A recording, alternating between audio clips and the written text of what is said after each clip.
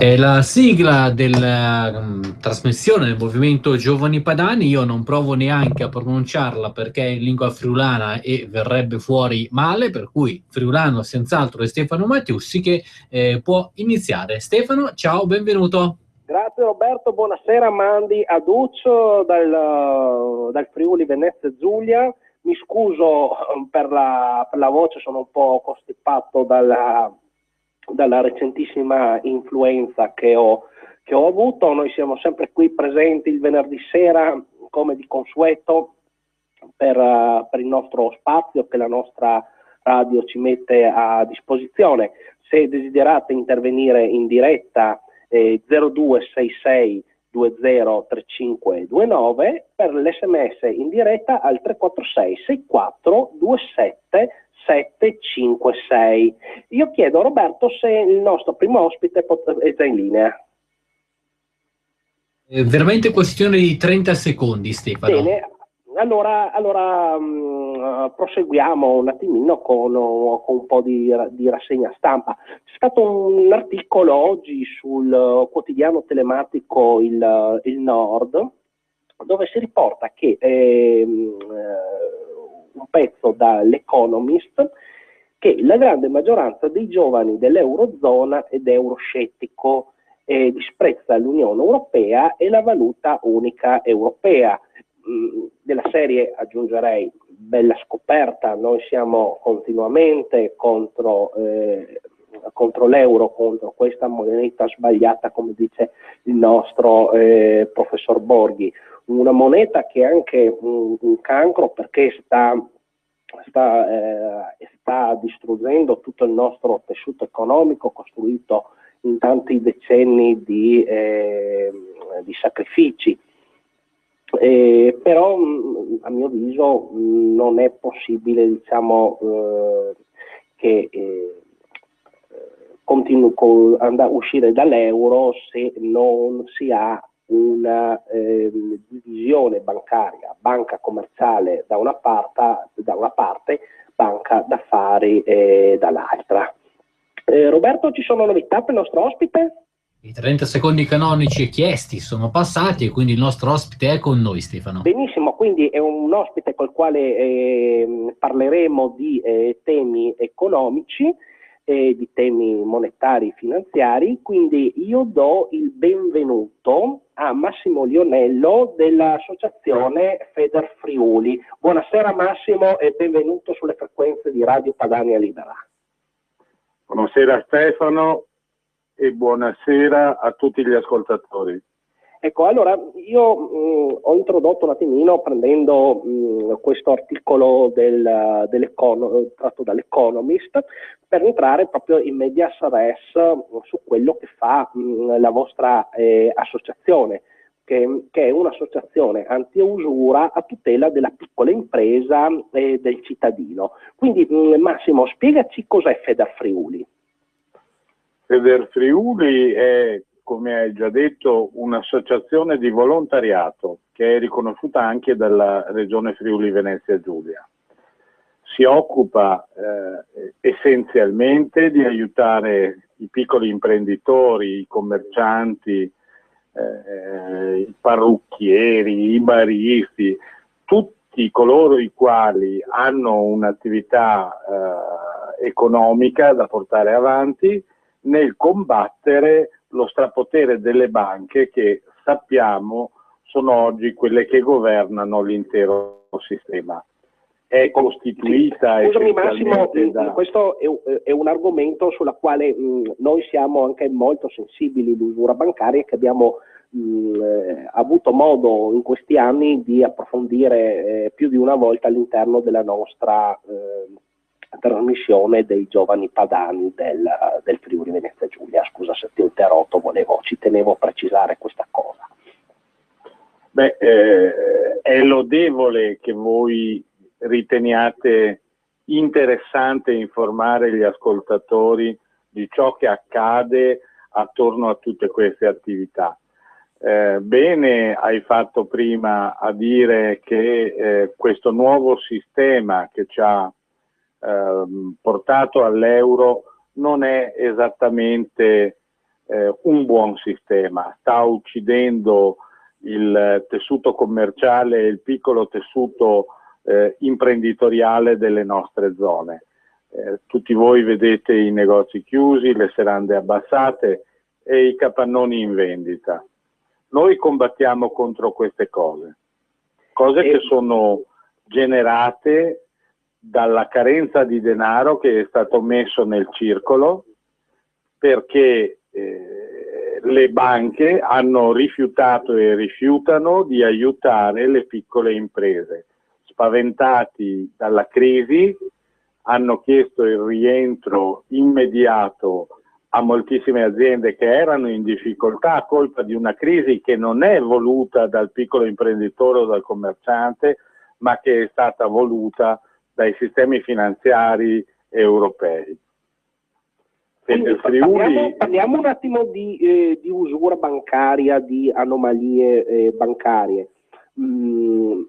Ad esempio, ricordo anche una cosa di alcuni mesi fa, che l'anatocismo, che è considerato un illecito di tipo civile, è stato, come dire, derubricato con Renzi, e tuttora sembra che le banche possano farlo. Ci confermi questa cosa? In realtà no, fortunatamente qualcuno si è opposto ad un'azione che reputo proditoria, ma fortunatamente sono riusciti a bloccare un'operazione di Renzi che voleva ripristinare per le banche, per la lobby delle banche, la possibilità di applicare l'anatocismo. L'anatocismo è il pagamento di interessi sugli interessi. Cerco di spiegarmi meglio.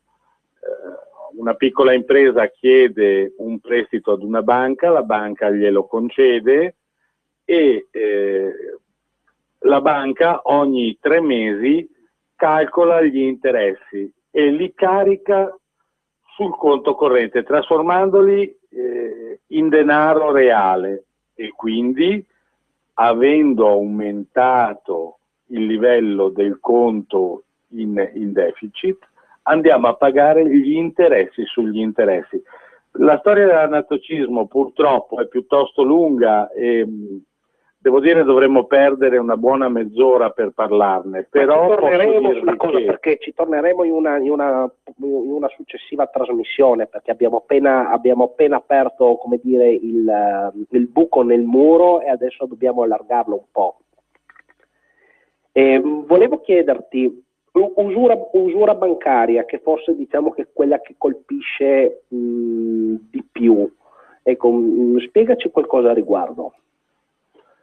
L'usura bancaria è governata essenzialmente dall'articolo 644 del Codice Penale, che dice: chiunque si fa promettere, ed è sufficiente la promessa, quindi la stipula di un contratto, o si fa dare denaro che supera, io ve la sto facendo molto semplice perché il testo dell'articolo credo non interessi a nessuno, ma chiunque si faccia dare in cambio di un prestito di denaro altro denaro superiore a quello che è il tasso di soglia usura stabilito trimestralmente da Banca d'Italia, commette un delitto. Delitto che, attenzione, è perseguibile d'ufficio dalla magistratura, che però non ha i mezzi per perseguirlo, perché non viene a sapere mai che cosa fanno le banche, e quindi l'usurato, il cittadino che ha stipulato un mutuo, il cittadino che è titolare di una piccola impresa e ha chiesto un finanziamento, deve far accertare da qualcuno se effettivamente la banca ha applicato un tasso superiore al tasso soglia usura. Il calcolo è piuttosto complesso e coinvolge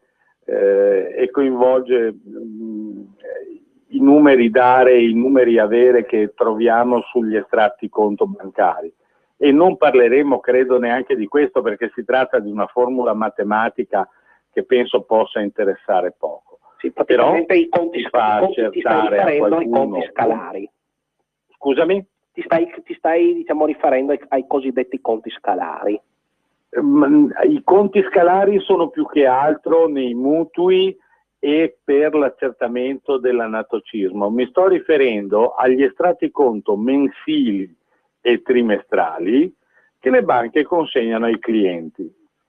All'interno di questi documenti sono segnati tutti i movimenti del conto corrente e quindi se il conto corrente è, tra virgolette, in rosso, ci saranno dei numeri dare e dei numeri avere che indicano quando il conto corrente è in verde e quando il conto corrente è in rosso, e attraverso questi, vi ripeto, una formula abbastanza complicata, sommando tutte le spese che sono state sostenute dal cliente per ottenere questo finanziamento, quindi non so, un'assicurazione sulla vita, la spesa di incasso della rata, l'addebito di una fattura, hanno tutte delle spese separate. Tutte queste spese devono essere sommate e attraverso quella formula che vi dicevo, che in buona sostanza è sommare il tasso contrattuale sottoscritto più tutte le spese,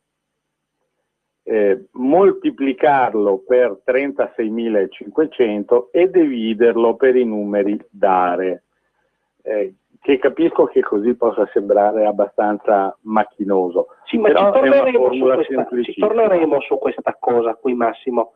Io volevo domandare due cose perché abbiamo ancora un minuto a disposizione.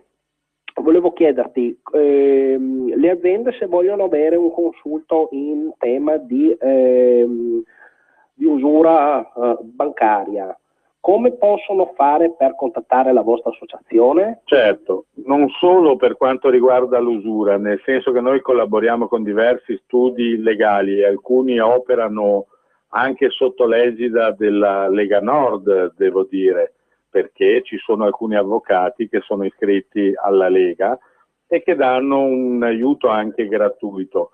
Si fa un'analisi dettagliata della situazione. Comunque, se vogliono contattare Federfriuli, possono formulare il numero verde che non è costoso, che è 800 960 112. A questo numero rispondo direttamente io o la presidente di Federfriuli qualora io non sia disponibile. Ecco, il venerdì prossimo, il 20, ci sarà una vostra iniziativa a Pordenone. Ecco, possiamo solo dire l'appuntamento, dove si terrà? Molto volentieri. In realtà non è esattamente un'iniziativa di Federfriuli, ma della Lega Nord di Pordenone, che ha deciso di informare tutte le persone interessate, tutti i cittadini, di ciò che sta accadendo. Si tratta di un incontro dibattito dove illustreremo come Federfriuli tutta una serie di notizie che sono di scarsa conoscenza del pubblico, e dove parleremo di come si può reagire allo strapotere delle banche, come si può combattere lo strapotere delle banche, perché anche le banche sono assoggettate alla legge e quindi basta sapere come fare per poter ottenere dei buoni risultati contro di loro. Bene Massimo, ti ringraziamo per la tua presenza in trasmissione e ci diamo l'appuntamento per una prossima puntata dove approfondiremo tutte queste tematiche. Ringrazio te Stefano e tutto lo staff di Radio Padania per aver avuto la possibilità di divulgare qualche informazione che ritengo importantissima per i nostri concittadini. Bene, allora salutiamo Massimo Lionello e tanto la regia ci chiama il nostro secondo ospite. Io ricordo i numeri per intervenire in diretta: 0266 203529, SMS per i vostri messaggi dal telefono cellulare al 346 6427 756. Roberto, il nostro secondo ospite, è già in linea?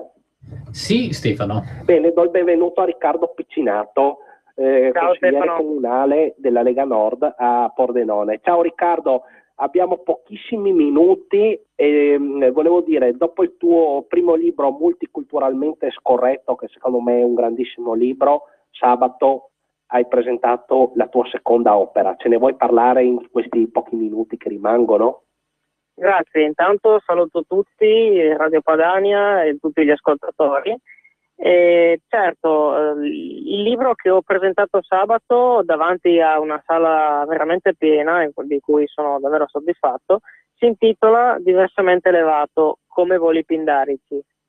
È una raccolta di aforismi che io non chiamo massime, ma bensì minime, un po' insomma in onore alla mia altezza che non è così elevata, ma non solo per questo, ed è appunto una raccolta di pensieri fuori dai luoghi comuni che vanno un po' a scontrarsi contro quello che è il pensiero dominante, che è il politicamente corretto. Ritengo infatti che in questo momento storico sia veramente importante riuscire a pensare con la propria testa e dare libera espressione di sé in un mondo dove attualmente tendono a farci diventare, come abbiamo visto anche un po' con la scuola a Trieste, addirittura asessuati, nel senso che uniformati anche nel sesso, non solo più nel pensiero. E quindi la mia opera cade un po' a fagiolo. Volevo dare così qualche esempio per poi andare a parlarne un attimo meglio. Giusto come esempi, insomma, di quello che può essere per quanto riguarda la politica. Per esempio, io definisco che i pacifisti sono coloro che vogliono prevaricare sugli altri senza correre pericoli. E questa è sicuramente una definizione che può essere precisa, perché nessuno, se ci pensiamo nella vita reale, vuole essere sottomesso agli altri, ma in qualche modo vuole davvero prevaricare. Oppure si può anche dire che l'uguaglianza teorica può essere data solamente dall'assenza delle leggi, perché qualsiasi legge in qualche modo favorisce l'uno, favorisce l'altro per via delle diversità che abbiamo.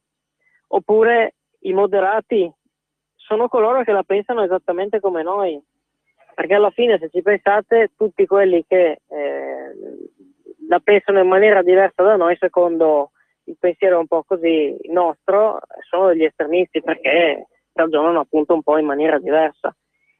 E quindi troverete nel libro, che si potrà trovare in tutte le librerie al segno della provincia di Pordenone e da Portogruaro a partire appunto proprio da oggi, tutta un'altra serie di aforismi, e quelli sulla politica sono davvero pochi. Ve ne cito un paio. Riccardo, per esempio, una cosa che ti domando per gli ascoltatori, visto che magari qualcuno, diciamo, che non è proprio vicinissimo a Portogruaro e a Pordenone, come potrebbe fare per avere una copia del tuo libro? Dovrei riuscire a divulgarlo anche via ebook in un tempo abbastanza breve. Non è ancora pronto, ma a breve, insomma, dovrei riuscire a pubblicarlo anche in quel senso.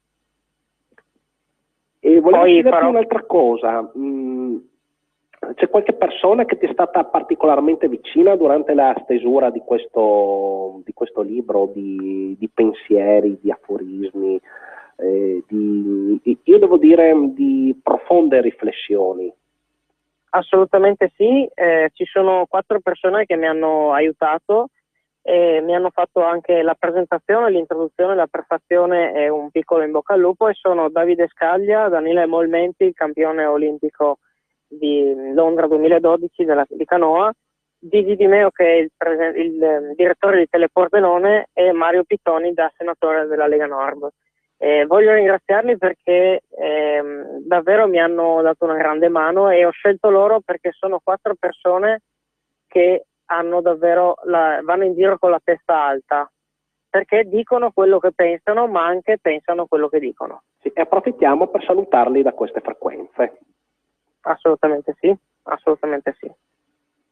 E volevi aggiungere ancora qualcosa, Riccardo, sul tuo libro? Il libro, appunto, è davvero generale, i concetti sono talmente tanti Ne cito ancora qualcuno come aforisma per far capire che davvero il libro serve ad aprire la mente totalmente a 360 gradi. Per esempio, dico che sono i cattivi maestri a fornirci i migliori insegnamenti, perché quando uno ci dimostra che sbaglia, capiamo più dall'errore che dall'esempio positivo, e quindi ci rendiamo più conto di quello che è la realtà vedendo chi sbaglia. Oppure ancora che l'arte è la realizzazione minima di ciò che vuole essere, perché con l'arte noi diamo solo un piccolo esempio di quello che può essere rappresentato nella realtà, e quindi in quel senso l'arte è il primo punto dove ci soddisfa, che quella è la realizzazione.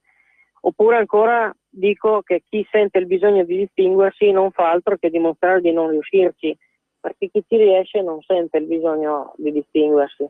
E quindi in questo Riccardo, senso purtroppo dobbiamo chiudere, e magari torneremo nelle prossime puntate a ripescare qualche tuo aforisma, oltre ad averti ospite, anche per le tue profonde osservazioni sul mondo politico. Noi ti ringraziamo per la tua presenza. Io spero di avere fra le mani il tuo libro quanto prima.